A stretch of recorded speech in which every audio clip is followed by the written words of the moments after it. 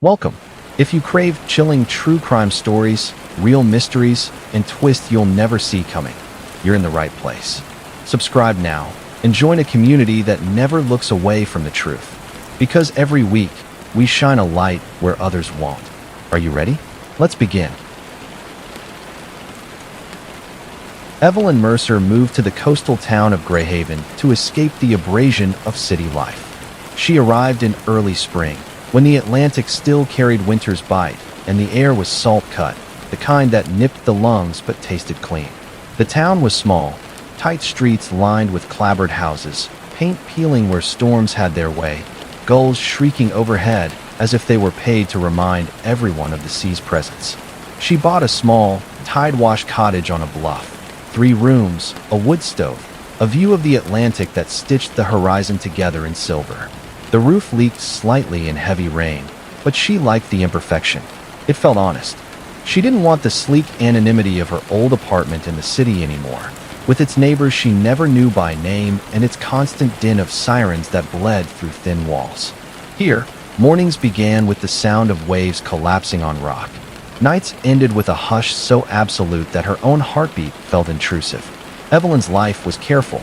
She worked remotely as an editor for a digital magazine, turning clunky sentences into clean lines and coaxing voice out of writers who sometimes didn't realize they had won. It was quiet, solitary work, but it suited her. In the evenings, she biked to the community center to learn sign language, not out of obligation, but curiosity. It grounded her, made her feel useful.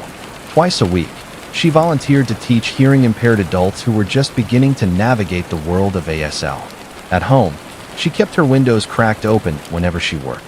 She liked the ocean's rhythm. It gave her thoughts a metronome. That first week felt like a soft reset. She bought a rooster-shaped kettle from the town's hardware store. It's enamel-chipped, but charming. She found an old typewriter at a yard sale, the keys stiff but satisfying when they struck.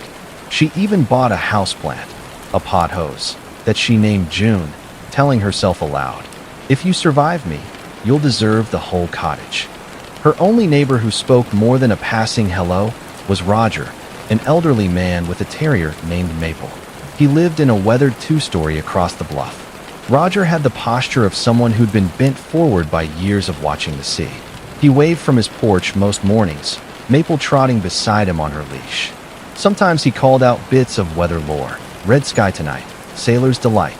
The kind of phrases that carried the weight of decades. For a while, Evelyn thought that was all Greyhaven would ask of her. To listen to the sea, to nod at Roger, to keep June alive. Then the calls started. Not phone calls, not texts, nothing that left a record. They came in small, deliberate ways. The first was her porch light. One morning, she woke to find it off, though she distinctly remembered leaving it on the night before. The bulb wasn't burnt. When she flicked the switch, the light sputtered to life, weak but steady, as though balanced on its last filament. The second was the garden gate. She'd made a ritual of locking it after her evening walks. A brass latch she snapped shut with a satisfying click.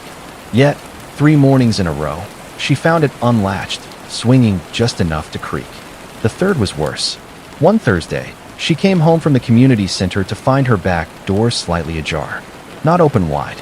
Not broken in, just not the way she had left it. Her breath had thinned as she stepped inside. She checked everything, the kitchen drawers, the narrow living room, her bedroom upstairs. Nothing missing, nothing moved. No overturned cushions, no muddy footprints. Only silence, the cottage's creaks answering her as though the house were pretending it had always been this way. She tried to laugh it off. Sea air warps wood, she told herself. Locks swell, hinges fail. But her laugh sounded hollow. The next day, she went to the hardware store and bought a cheap motion sensor camera, the kind marketed more for nervous renters than serious surveillance. She set it up in her hallway, angled toward the back door. It was a concession not to logic, but to nerves. Days passed. Work, walks, Roger's waves, the rhythm of tides. She checked the footage each morning, finding only grainy black and white stillness punctuated by Maple's occasional bark through the walls. Until Sunday. It was afternoon, late enough that the sun was low but not gone. Evelyn sat with June perched on the windowsill, editing a piece on sustainable fishing practices, when she decided to scroll through the previous night's recordings. At 3:13 a.m., The feed stuttered. First a black rectangle, a void cutting across the frame. Then a flicker. Not long. Barely a second. Could have been a moth. Could have been the camera glitching in the dark. But when she enlarged it, the flicker sharpened. Her stomach tightened. In the reflection of the hallway window, just beyond where the lens strained to see, was a face. Not fully visible. Not detailed. Only the faint outline where light should have been. The shape of darkness pressed against glass. Her thumb froze on the trackpad. The screen hummed. Her own breath sounded foreign to her. She could tell herself it was a trick of the light. She could tell herself a lot of things. But something had found the only thing she couldn't replace, her sense of safety. The town of Greyhaven was small enough to feel safe, but private enough to be lonely. Its streets curved like forgotten ribbons, narrow lanes that pinched together, then split apart as if uncertain of their own direction. Street lamps leaned like tired sentinels, spilling cones of amber light that never seemed strong enough to touch the ground. To a visitor, Greyhaven offered charm. Its harbor stacked with lobster cages, its storefronts painted in soft pastels, the smell of salt and fried dough drifting from the pier. But to someone who lived there, the stillness carried an edge. For Evelyn, that edge had grown sharper since the flicker on her hallway camera. She carried the weight of it through each day like a shadow stitched to her back. Roger noticed first. One morning, when Maple tugged him down the bluff path and he raised his hand in the usual wave, Evelyn didn't just wave back. She crossed the space between their porches. Her voice was calm, almost casual, but the lines around her eyes betrayed her. She told him about the unlocked gate. The door left ajar, the light bulb dimmed like someone had breathed across it. And finally, about the flicker, the face, or what she thought was a face. Roger frowned. His brows drew down, heavy with the kind of concern that was less about fear and more about practicality. He was a man who had lived through storms that shredded roofs and tides that erased entire streets. In his world, most things had explanations, and most problems could be answered with action. Locks were out, he said. Change them. And that camera? Move it outside. You want to see who's out there before they get in. He paused, then added, and light the place up. Motion sensors. Critters will set them off sometimes, but that's better than nothing. His advice was steady, grounded, the sort of comfort that didn't soften fear but organized it into a to-do list. Evelyn nodded, because that was easier than saying, I don't think this is just locks and hinges. That afternoon, she drove into town, bought a new deadbolt, and installed it herself. She pinned motion sensor lights to the eaves, adjusting each one until the beams overlapped, so no patch of her yard remained in darkness. When she tested them, the lights snapped on in blinding white cones, erasing the gentle mystery of the cottage for something harsher. The tug-of-war began there. Rational action on one side, creeping dread on the other. Every lock she reinforced, every bulb she screwed tighter, should have eased her worry. Instead, it only confirmed what she already feared, that she was preparing for something. Her days went on. Work, editing, walks along the bluff. At the community center, her students called her Eve, a shortening that softened her formality. She liked it. It made her feel less like an outsider, more like someone woven into the town's fabric. That Thursday night, after class, she lingered in the center's kitchen with one of her students, Mara. Mara was new to Greyhaven too, a soft-spoken graphic designer who had left Boston after a bad breakup. She had a way of looking at objects like she was already redesigning them in her head. Tonight she was sketching on a napkin, lines forming into a lighthouse tower. Beside her teacup sat a small notebook covered in tiny dots and dashes. Morse code, she explained. It's an obsession, Mara admitted with a shy smile. Vintage radios, transmissions, codes. I like the idea of voices carried on the air, even when nobody's listening. Evelyn stirred her tea, the spoon clinking against porcelain. Does anyone still use Morse? Not officially, Mara said. But it's everywhere once you know how to hear it. Patterns, rhythms. 3 short, 3 long, 3 short. That's SOS. But people use it for more than distress. Some use it for fun. Others, for testing boundaries. Evelyn tilted her head. Testing. Mara leaned closer, her voice lowering like she was sharing a ghost story. There's a rumor here, about someone who drifts along the coast. Not to hurt people. Not exactly. But to watch. To test. To see how much people will notice before they break. The room seemed to contract around them. Evelyn forced a laugh, shaking her head. Sounds like small-town folklore. Maybe. Mara's smile was faint, but her eyes didn't match it. Later that night, Evelyn came home with Mara's words still snagged in her mind. She set her keys down, made tea, and pulled her laptop onto the couch. The house was quiet, the ocean pressing at the windows like a pulse. Then she heard it, a sound that didn't belong. It was low at first, like static, a faint hiss coming from the living room. She froze. She didn't own a radio. But there it was, perched on her side table, an old transistor box, the kind with a cracked dial and an antenna crooked like a bent finger. She had never seen it before. The static thickened, then sharpened into rhythm. 3 short blips, 3 long ones, 3 short. Her chest tightened. Morse. SOS. But then the blips shifted, tumbling into a pattern too fast, too jagged to be a plea for help. It sounded almost like laughter. She grabbed her phone, hands trembling, and recorded the sound. She played it back, the blips stuttering against the backdrop of ocean hush. That was when she heard it, a punctuation, a loud metallic tap, then silence. Her eyes darted to the windows. Each latch was engaged. She checked them twice, then 3 times. They were all locked. Her phone buzzed in her hand. A text from an unknown number. 2 words. Play louder. Her blood iced. She didn't call the police. Not yet. She knew how it would sound. A new woman in town, anxious, claiming a phantom radio switched itself on, and someone texted her from the dark. The officer would nod, jot notes, and tell her it was pranksters, maybe kids. Instead, she pulled out a notebook and began to map it. 3:13 a.m. The flicker on the camera. 3:13 a.m. The knocks on the siding. 3:13 a.m. The radio static.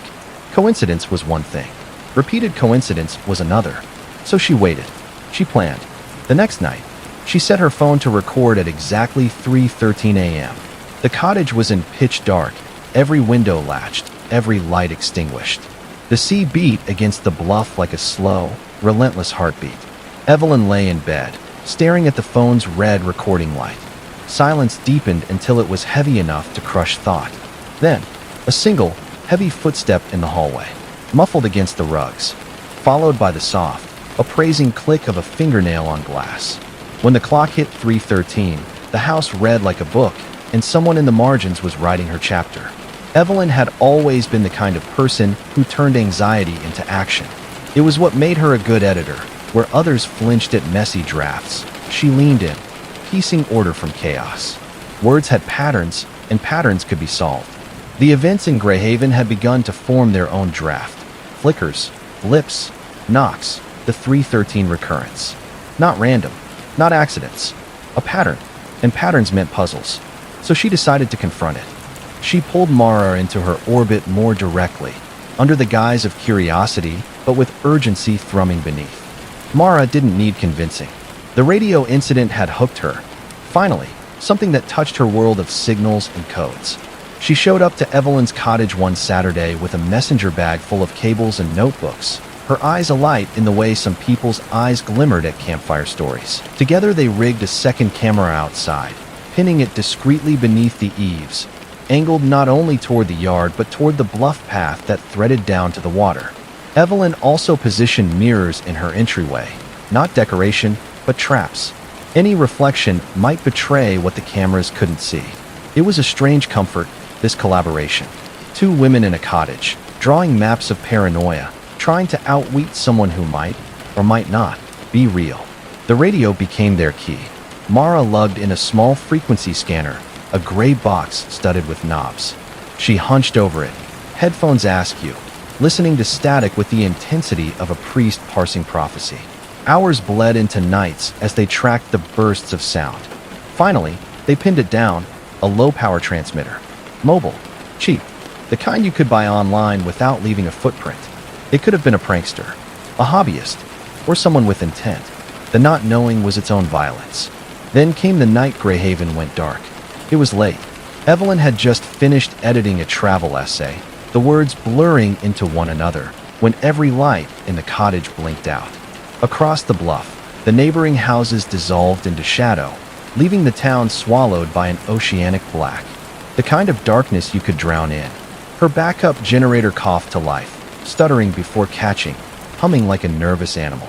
The lamps glowed weakly, but her phone screen showed no signal. The Wi-Fi icon grayed. She was cut off. The outside camera went dead, and then the noises began. They weren't dramatic. No shattering glass. No held threats. Just proximity. A closeness she could feel on her skin. The front door shuddered, slow and deliberate, as if someone pressed their body against it. Not pounding, not trying to break through, but testing, measuring. A scrape followed, nails dragging along the porch wood. A sound that went through her teeth like tin foil. Evelyn retreated to the kitchen, her breath jagged, and gripped the heaviest thing within reach, a cast-iron frying pan. The weight grounded her. She knew the tropes, locking yourself in a room, cowering in silence. They were clichés, and clichés, she reminded herself, existed because they worked. Her hands shook as she thumbed a text to Mara. They're here. The typing bubble appeared almost instantly, but no reply came. Evelyn held her breath, straining to hear beyond the walls. The steps didn't storm the house. They didn't vanish either. They drifted, slow, deliberate, circling the perimeter, like someone was scouring for sound, searching for the thread of her breath. Every muscle in her body tightened until the power surged back. The lamps flared. The generator choked silent. Her phone's signal flickered alive. The outside camera resumed. Evelyn exhaled shakily and replayed the feed, every nerve taut. At first, nothing. Only fog. Thick, gray, swallowing the yard. Then, across the blur, a shape emerged. A bicycle, propped against a tree. Red frame, its paint dulled and dusted with salt as if it had been abandoned by the sea itself. She didn't own a bicycle. She had never seen this one before. The camera's audio had failed in the blackout, but when the bike appeared on screen, the bell chimed once, silent, pixelated, impossible. Evelyn froze the footage, zooming in. The bell was circled with crude red paint. And beneath the bell, on the underside, a sticker clung, a black wedge. Simple, sharp, like an arrowhead, pointing down. The image needled her all night. By morning, she carried a printed still frame to the Greyhaven Library. The clerk on duty was a woman in her 50s with silver-threaded hair and the patience of someone who cataloged more secrets than books. Evelyn slid the page across the desk. "Do you know what this is?" The clerk leaned in, adjusting her glasses. At first, her expression was neutral, but then her mouth thinned. She tapped the black wedge with one finger. "I've seen it," she said slowly. "It's a mark, sometimes used by transient groups, taggers, prank collectives. People who want to leave a signature without leaving a name." Evelyn frowned. "Like graffiti?" "Not exactly." The clerk's gaze flicked to her, sharper now. "It's older. Some say it meant, you've been chosen, or you've been seen. Depends on who's telling the story." The words lodged coldly under Evelyn's ribs. Then the clerk's face changed. Not recognition of the symbol, but of the name Evelyn had signed in the visitor log. "You're Mercer," she murmured. Her voice thinned into something quieter, almost pitying. "There was someone years ago, a string of intrusions. Not theft, not assault, just presence. He liked to talk, to test. He left that mark when he wanted his target to know they weren't imagining it." Evelyn's mouth went dry. "Was he caught?" The clerk shook her head. "No one even proved he was real. But the stories, Greyhaven remembers." Evelyn left the library with the photocopy folded in her pocket, the wedge pressing against her thigh like a bruise. That night, the cottage seemed smaller, the walls thinner. The lights hummed but felt fragile, as though one flick would return her to blackness. She poured a glass of water, set it beside June on the sill, and tried to breathe through the weight of the day. The phone rang. Not her cell, not the community center line, her landline. She almost never used it. The machine clicked on, and the voice filled the cottage, low, wavering, so close it seemed like it leaned against her ear. "I like the quiet," it breathed. "Makes the signal clearer." Then the line clicked off. The water glass trembled against the sill. Evelyn didn't move. A voice, a bell, a wedge. The town had a memory, and the memory had teeth. Tension had settled into Evelyn's cottage like a tenant who refused to leave. Every creak of the floorboards, every shift of wind through the chimney, carried the weight of possibility. She learned to catalog them. The way the old stair groaned at the second step, the sigh of wood in the hallway when the temperature dropped. At first she flinched at each one, but after weeks of exhaustion, She trained herself in stillness, the discipline of not reacting. It was a strange kind of training. Muscles locked, breath shallow, ears tuned for deviations. Stillness alone could not stop a determined person, but it could make her a harder book to read. She slept with a hammer on her nightstand, a blunt promise she hoped she'd never cash. She added locks, too, another deadbolt, chains, reinforcement bars. Her door became less an entrance and more a puzzle box. She rewired the alarm to a private monitor, no longer trusting the general dispatch line. Each measure steadied her hands, but sharpened her nerves. Every improvement whispered the same truth. She wasn't fortifying a home. She was fortifying against someone. And then, on a rain-washed evening, the message arrived. The storm had battered Greyhaven since afternoon. Rain sheeted against the bluff, turning the sea into a cauldron of foam. Evelyn lit a lamp, poured herself tea, and tried to edit through the thunder. When the knock came, she startled. Not a knuckle, but a dull thud. Something set down on the porch. By the time she opened the door, no one was there. Only an envelope, sealed, pale against the wet wood. Inside was a photograph. Not of her now, not even recent. It was the studio portrait of her parents, the one that had hung in her childhood home. Her mother's careful smile, her father's hand resting lightly on her shoulder. But the picture wasn't the original. It was a photograph of the photograph, taken at a slant, as though the intruder had stolen it only long enough to borrow its image. On the back, scrawled in blue ink, was one word. Listen. Evelyn's throat tightened. The intruder wasn't just trespassing property. They were curating her life, collecting artifacts, building a private vocabulary. The radio, the bell, the wedge, and now this photograph. Every piece was a sentence in a language meant for her. She couldn't carry it alone anymore. The next morning she reached out to Detective Nora Klein. Nora was a woman in her 40s with lines etched deep around her mouth, not from smiling, but from listening too carefully, too often. Her office smelled faintly of coffee and rain damp paper. When Evelyn told her everything, the flicker, the knocks, the bicycle, the wedge, the voice, Nora didn't dismiss it. She only asked, evidence. Evelyn slid the photograph across the desk. Nora studied it, then made a quiet note. A day later, Nora returned with records. Evelyn watched the detective's jaw tighten as she flipped through the pages. Greyhaven had history. A decade ago, there had been break-ins, not violent, not lucrative, but deliberate.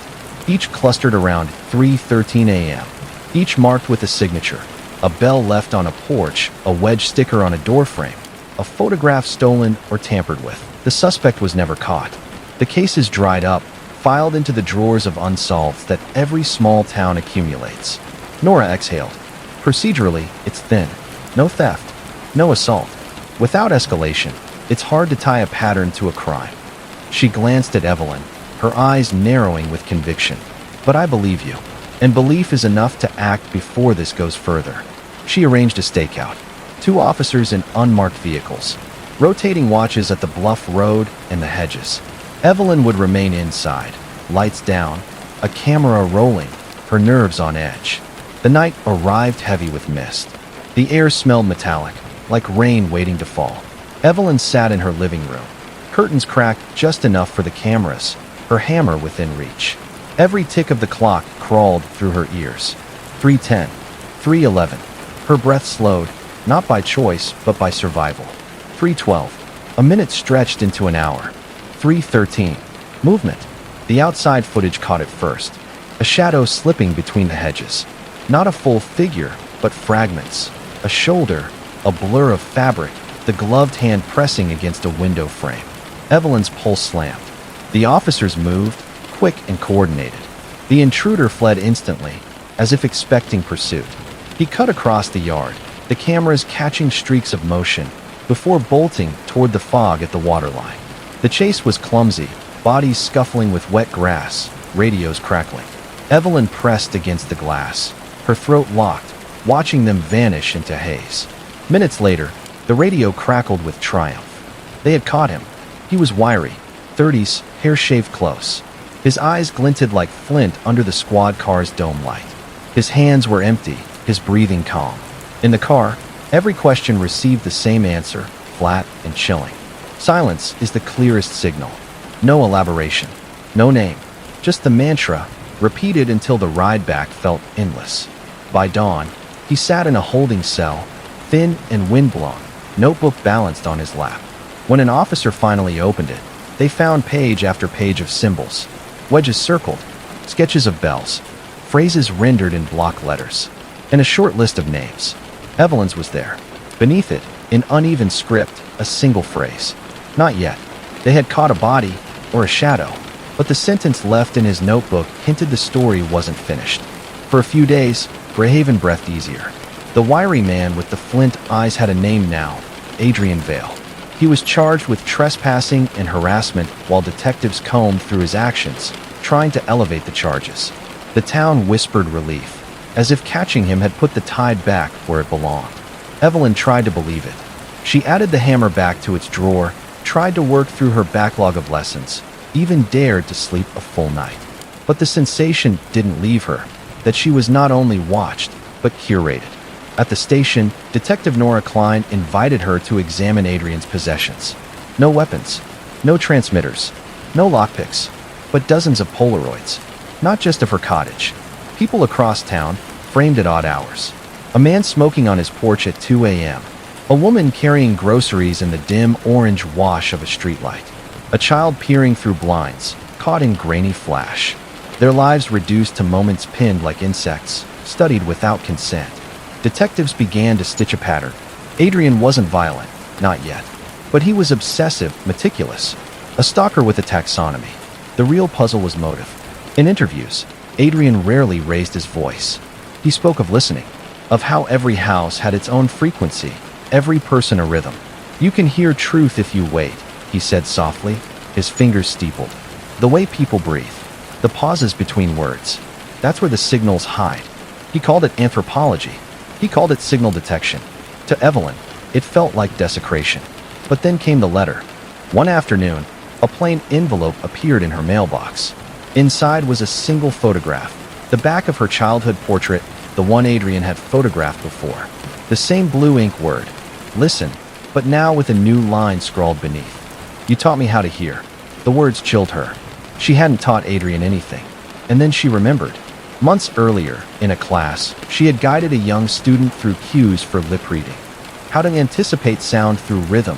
How to spot the intake of breath before speech. A student who'd been precocious, eager, and named Mara. Evelyn's stomach dropped. She dialed Mara immediately. No answer. She drove to her apartment. Empty. Bed unmade. A half-packed suitcase abandoned mid-thought. Mara was gone. Back at the station, Evelyn showed Detective Klein what she'd found in Adrian's notebook. Not just bells and wedges, but a fragment of a flyer from the community center, Mara's handwriting on the corner. A small arrow drawn between Mara's name and Evelyn's, linking them like a chain. And beneath that, a list of houses, addresses, dates marked like a calendar. Every entry carried a date except the final one, Evelyn's address. The line beside it remained blank. Her blood ran cold. When confronted, Adrian admitted to trespassing, to copying symbols, to building rituals. But he shook his head at authorship. I wasn't the architect, he said, calm as stone. I only learned the method. From whom? He smiled faintly. There's someone else. A listener greater than me. A leader in the transient camps. They taught us that silence is signal. That if you mark it, you own it. But he refused to give a name. The shadow remained faceless. Evelyn left with two facts carved into her. That safety is often only an assumption, and that predators do not always act alone. They recruit. They reshape skills meant for care into tools for control. Months passed. The case dragged through hearings and procedural knots. Adrian eventually pled to lesser charges, never confessing to more. The leader remained a rumor in fog. Greyhaven moved on with the memory tucked into its cautious pulse. One morning, as the air turned crisp, Mara returned. Her hair was shorter, her eyes shadowed with fatigue. She found Evelyn at the community center, coffee in hand, and sat down without ceremony. From her pocket, Mara produced a small metal bell, plain, unpainted. She slid it across the table. I left because I was scared, she whispered. I came back because I'm tired of being afraid. Evelyn closed her hand over the bell, its weight deceptively light. Together, they agreed not to bury the story but to reshape it. They started a support group at the center. They called it Signals, a place for those who'd been watched, those who felt their privacy stolen. A place to answer the silence. Detective Klein still chased threads of the shadow leader. The notebook symbols, the missing connections. But Evelyn no longer waited by her window at 3:13. She carried new rituals instead. She listened to the laugh of a student in class, the bell of a kettle on the stove, the steady bark of a neighbor's dog. She listened not for the intruder's signal, but for the small, human ones, the ones worth keeping. Because she had learned, the hard way, that silence itself can be a signal. And sometimes, it's the silence you choose to answer.